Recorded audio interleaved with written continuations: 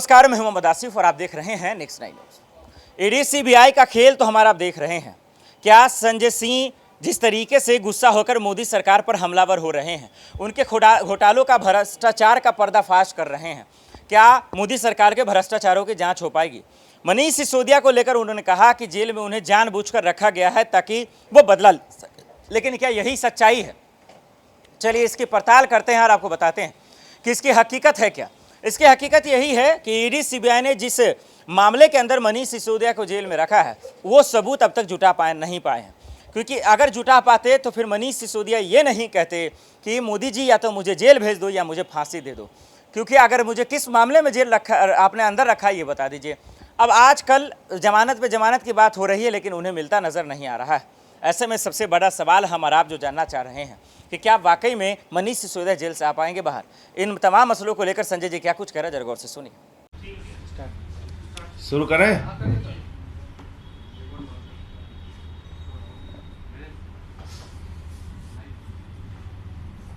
सभी पत्रकार बंधुओं को नमस्कार। आज अदालत ने फिर से 5 दिन की रिमांड स्वीकृत की है। ईडी ने 7 दिन की रिमांड मांगी थी, 5 दिन की रिमांड स्वीकृत की गई है। लेकिन ये पूरा मामला, जैसा हम लोग पहले दिन से कह रहे हैं, राजनीतिक द्वेष के कारण ये पूरा मामला दिल्ली की सरकार को बदनाम करने के लिए, दिल्ली के शिक्षा मॉडल को डिरेल करने के लिए, दिल्ली के लोगों ने आम आदमी पार्टी को जिता क्यों दिया, सरकार क्यों बनवा दी, इसकी सजा देने के लिए मनीष सिसोदिया और सत्येंद्र जैन को जेल में रखा गया है।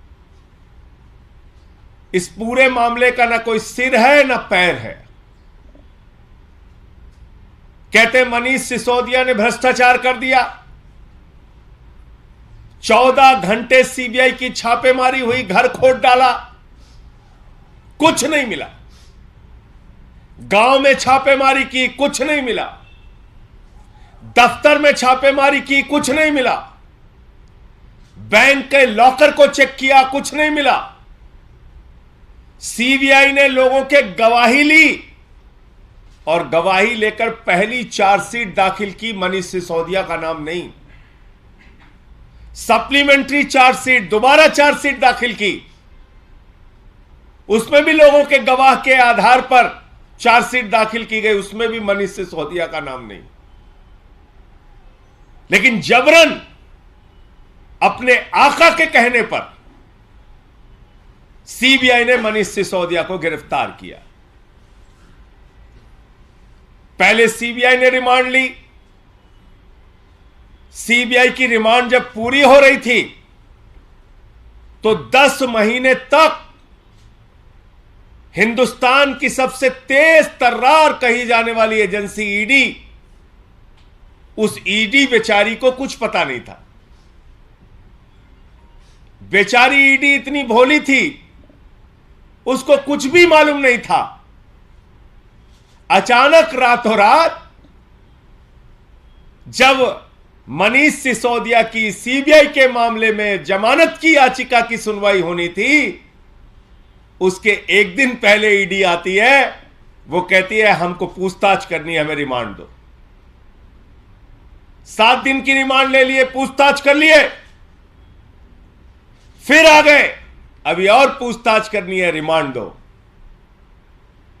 आदरणीय नरेंद्र मोदी जी, आपको पूरा देश देख रहा है। एक ऐसा व्यक्ति जिसने दिल्ली के लाखों बच्चों को अच्छी शिक्षा देने के लिए अपना सब कुछ समर्पित कर दिया, दिन रात मेहनत की, जिन सरकारी स्कूलों में मकड़ी के जाले लगे रहते थे उनको एयर कंडीशन कमरों में तब्दील किया। 6 साल से लगातार इंटर का रिजल्ट सरकारी स्कूलों का प्राइवेट स्कूलों से बेहतरीन आया। बच्चे आईआईटी में सिलेक्ट हुए, पूरी दुनिया में एक शिक्षा मॉडल को प्रचलित किया, आपने उस मनीष सिसोदिया के साथ आतंकवादियों जैसा व्यवहार किया। यह देश इस बात को भूलेगा नहीं। 12-12 दिन की रिमांड ईडी की, 10-10 दिन की रिमांड सीबीआई की। कभी आपने सुना ऐसा आतंकवादियों के साथ भी व्यवहार नहीं किया जाता जैसा मनीष सिसोदिया के साथ व्यवहार किया जा रहा है। और तब जबकि कुछ नहीं निकला, भ्रष्टाचार किए होते तो कुछ तो सोना निकलता, संपत्ति निकलती, पैसा निकलता। कहां चला गया? तो इसलिए मैं यही कहना चाहूंगा भाजपाइयों को कि तुम्हारे अत्याचार को, तुम्हारे जुर्म को, तुम्हारी तानाशाही को, तुम्हारी गुंडागर्दी को, जांच एजेंसियों के दुरुपयोग को सारा देश देख रहा है। और मोदी जी, आपको इस देश की जनता ने देश का प्रधानमंत्री बनाया। आप अपने उस पद का इस्तेमाल मनीष सिसोदिया जैसे लोगों को प्रताड़ित करने में, उनके ऊपर अत्याचार करने में, उनके साथ आतंकवादियों जैसा व्यवहार करने में लगा रहे हैं। समय आने पर देश की जनता आपको जवाब देगी। तो मुझे इतनी बात कहनी थी कि आज ये जो रिमांड मांगी गई है ईडी के द्वारा, ये निरर्थक प्रयास है, इसका कोई आधार नहीं है। और ये इस बात को बताता है कि हताशा और निराशा में अपने आका के आदेश को मानने के लिए ईडी जबरन रिमांड मांगने का काम कर रही है। आपके कोई प्रश्न हो? लेकिन संजय जी, बीजेपी लगातार ये कह रही है, आज भी प्रेस कॉन्फ्रेंस की कि ये सारी पॉलिसी जो है वो अरविंद केजरीवाल के घर पे तैयार हुई है। उसमें आपका भी नाम जोड़ा है कि संजय सिंह, सत्येंद्र जैन, मनीष सिसोदिया सब मिलकर बना रहे थे पॉलिसी। सारा जो अधिकार था पैसा खाने का, देखो भाई, मैं तो आपसे कह रहा हूं कि मैं अडानी के घोटाले को खोलने में लगा हूं। अडानी के घोटाले को खोलने का काम जारी रखूंगा। आप लोगों के माध्यम से नरेंद्र मोदी जी तक अगर मेरी बात पहुंच रही हो तो मोदी जी कान खोलकर सुन लीजिए। अपने चेले अडानी को भी बता दीजिए, उसको भी बोलिए कान खोलकर सुन ले। अपनी पूरी की पूरी भारतीय जनता पार्टी और सारी जांच एजेंसियों को बता दीजिए, सब लोग कान खोल के सुन लीजिए। अडानी के घोटाले पर पूरे देश में आपको बेनकाब करूंगा। आपने महाघोटाला किया है, उसके बदले में आप और आपकी पार्टी और आपकी जांच एजेंसियां मुझे फांसी पे चढ़ाना चाहे तो चढ़ा दें, उसकी कोई चिंता नहीं है। और जहां तक मेरे अपने जीवन का सवाल है, पूरी ईमानदारी के साथ पूरा जीवन जिया हूं। आकाश से लेकर पाताल तक जांच कराओ, जितनी हिम्मत और जितनी एजेंसियां हैं तुम्हारी जांच कराओ। कुछ भी अगर मिल जाए तो भ्रष्टाचार के मामले में जो सजा लिखी हो उससे 10 गुना ज्यादा सजा दो, मैं कह रहा हूं। लेकिन अडानी के घोटाले पर छोड़ूंगा नहीं। कान खोल के पूरे देश के भाजपाइयों सुन लो, जितनी मन आए गालियां दो।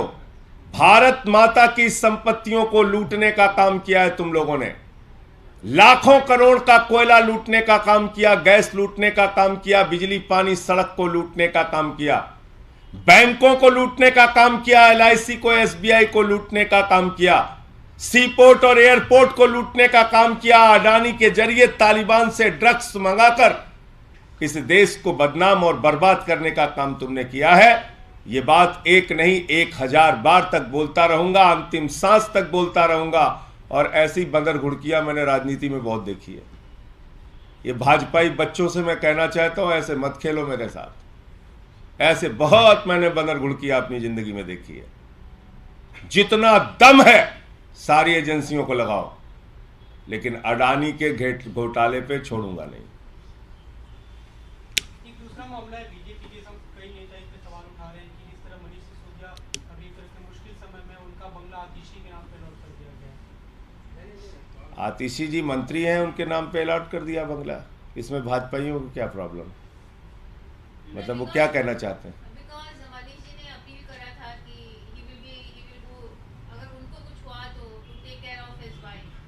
तो ये भाजपाइयों से पूछना थोड़ी है। भाजपाई तो उनके साथ आतंकवादी जो जैसा व्यवहार कर रहे हैं मनीष सिसोदिया के साथ। मनीष सिसोदिया हम लोगों के भाई हैं, उनका परिवार हमारा अपना परिवार है, उसका ख्याल हमें रखना मालूम है कैसे रखना है, उसको भाजपाइयों से थोड़ी सीखना है। उनकी तरफ से लेकिन बयान आ रहा है लगातार कि 15 दिन के अंदर ही मनीष सिसोदिया के परिवार को अबैंडन कर दिया गया है, सत्येंद्र जैन के साथ इतने महीने तक सरकार खड़ी रही। मैंने कहा भाजपाइयों को कहिए बच्चों का खेल ना खेलें, ऐसे बहुत खेल राजनीति में हम लोगों ने देखे हैं। धन्यवाद। देखा आपने, मोदी सरकार पर खुल्लम खुल्ला हमलावर हो रहे हैं और पूछना चाह रहे हैं और कहना चाह रहे हैं कि आपके मन में क्या है, आप कहना क्या चाहते हैं और आप बोलना क्या चाहते हैं। दर्शकों, अब तो ये आने वाले वक्त में ही पता चलेगा कि क्या संजय जी के तमाम आरोपों का जवाब मोदी सरकार दे पाएगी। देश दुनिया की बड़ी खबरों के लिए देखते रहे नेक्स्ट 9 न्यूज़। नमस्कार।